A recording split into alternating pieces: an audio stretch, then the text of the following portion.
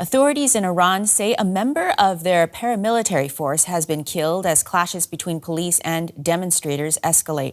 Witnesses say the government is using tear gas and water cannon against protesters.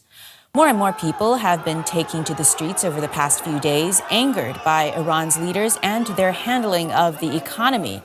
The protests have now expanded beyond the capital of Tehran into other regions. These pictures show protesters trying to break into a government building in the southwestern province of Fars. Kamran Matin is a senior lecturer in international relations at the University of Sussex in the UK. Welcome. We're now seeing protests in places like Fasa and Kudasht, far beyond Tehran. How much of the population is involved or at least in support of the protests? Yeah, good morning, Melissa, and Happy New Year to you and your viewers. At the moment, it seems that the protests are in majority Persian speakers part of Iran. And I think this is of significance because the last major round of protests in Iran in 2022, when the Kurdish woman, Jina Amini, was killed by morality police in custody, it began from the periphery of Iran, from Kurdistan, and it remained active and quite intense in the peripheral provinces such as Baluchistan, Khuzestan, and Kurdistan. This time, the protests have begun from Tehran, the capital city, which is, of course, has the most impact on Iranian state and Iranian economy. So in that sense is important, but the fact that it hasn't yet spread to non-Persian speakers parts of Iran is, remarkable in some sense. It seems that people in those regions are worried about the usually more violent ways in which the government deals with protests in those parts, as opposed to the major cities in Tehran or in Iran or in Tehran itself. So at the moment, it seems that it's mostly shopkeepers, the so-called bazaar or merchant part of Iran, but it has also spread, the protests have spread to major universities, and university students usually have played a much more radical politics in Iranian history, so that is also very significant. Is there anything different that you feel about what's happening right now? You talk about the fact that, this time the security seems to be taking a slightly lighter approach than in the past? Indeed. What has actually caused some rumors within Iranian social media is that, first of all, the protests began from Tehran Bazaar, which is the sort of trade, the heart of Iranian trade and merchant economy. And Iran's merchants have historically had very close relations to the clerical establishment.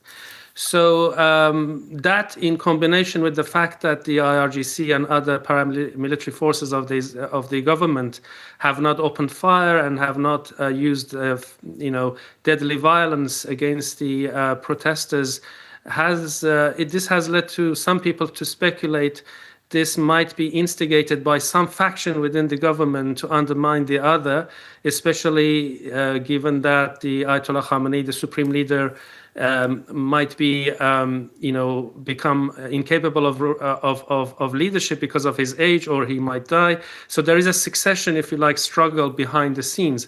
But no matter how it has begun, as we have seen from the footages we see, people, of course, join the protest, and it can go out of control as far as the government is concerned. And there were reports of a fatality among the security forces today. So there are some gray areas about this protest, but we don't know enough to say with any certainty about the dynamics of the protest at this point. Now, one of the government's line is that foreign enemies are stirring up unrest. That's another claim we've heard in previous protest cycles, but we have seen a much more interventionist Israel and United States. Both have made clear they'd welcome regime change. So is there any merit to Tehran's claims? And I would love your thoughts on just how serious this is a threat to the regime right now. As you mentioned, I mean, the Iranian government always attributes domestic protests to foreign instigators, but we know that the economic situation is nothing short of catastrophic. So to say that it simply instigates from outside is not accurate at all. But having said that, I think the Iranian government is extremely worried about the combination of crippling sanctions as well as inflation, corruption, the loss of legitimacy of Iranian state following the collapse of so-called resistance axis across the region from Palestine to Lebanon and Syria and so on. And the fact that in the latest meeting between Netanyahu and Trump, there were some sort of green light to potential new rounds of attacks on Iran's nuclear and missile program. So actually, in one of the reasons that some people say that the government hasn't used deadly force from the beginning against the current protests is that they are afraid of using force of that kind might actually inflame the protest, and that will further weaken the government in case there is a new kind of round of war with Israel and the United States. Kamran Matin, Senior Lecturer in International Relations at the University of Sussex in the UK. Thank you very much for your time. Thank you. Behnam Taleblu specializes in Iranian security and politics. He is Senior Director of the Iran Program at the FDD, or Foundation for Defense of Democracies. Welcome to DW. You've described this as a national uprising, far beyond economic grievances. What do the people want? Well, it's a pleasure to be with you, Ben, and Happy New Year to you and all your viewers and listeners. No doubt we should be listening to the streets to hear what the people in Iran want, because there has been a pitched battle now for nearly 8 years between the street and the state in various iteration of national uprising or protest or demonstration we've seen since then. And what they want is quite clear.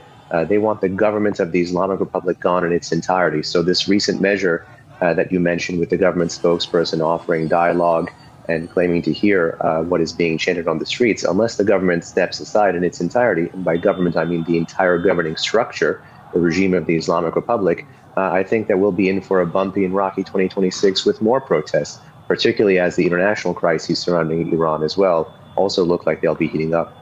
Can you give us an idea of how much of the population is involved in these protests, or at least in support of the demonstrations? Well, no doubt, just like the reporter in the previous package said, these are the largest nationwide protests that we've seen since 2022/2023. That was the Women Life Freedom movement that was kicked off by the killing of a 22-year-old Iranian Kurdish woman allegedly over hijab infractions. That was Miss Mahsa Amini. But no doubt these are pretty important protests because they again shifted the consistent pattern of being triggered by a non-political issue, but being sustained distinctly by political issues. And as you see over the past 4.5 days already, there's been a contagion effect. 24 cities, towns, and even smaller townships, or you could even say large villages, have participated in these multi-city, multi-day long protests, and they only look like they're spiraling. The big question now is, will they be sustained into the new year, and will they be amplified by strikes across various different trade unions and labor unions? But there's no doubt, as we've seen in various iterations of anti-regime protests in the past, that large swaths of the Iranian population, sometimes even upwards of 80%, be it on social media, cyberspace, or even on the streets, have voiced their discontent with the regime. The president is offering protesters dialogue, as we just heard. The government spokeswoman in that report saying the government will listen patiently, even to harsh voices. Will it really?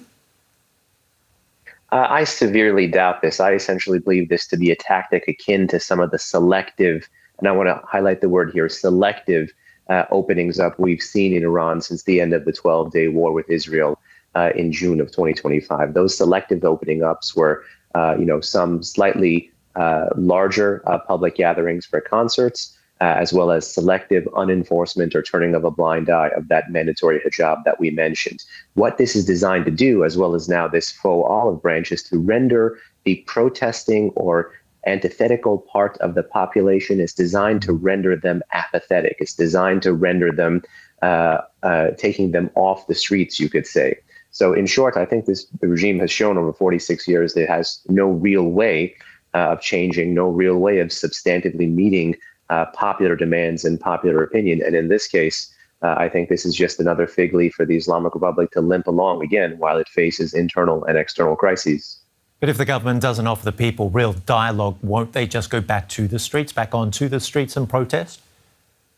Indeed. And in between just a few weeks ago, when there was somewhat of a small uprising outside of the memorial service of a prominent human rights lawyer in the northeastern city of Mashhad that many suspected the regime had actually killed and later said he died of natural causes, that was an opportunity where the population briefly, very briefly, in one small city came out. And it was then that I said that the matter of the next protest is a matter of when, not if. And even if these protests are not successful at dislodging the Islamic Republic, until those larger systemic grievances are met, the next major protest is again going to be a matter of when, not if.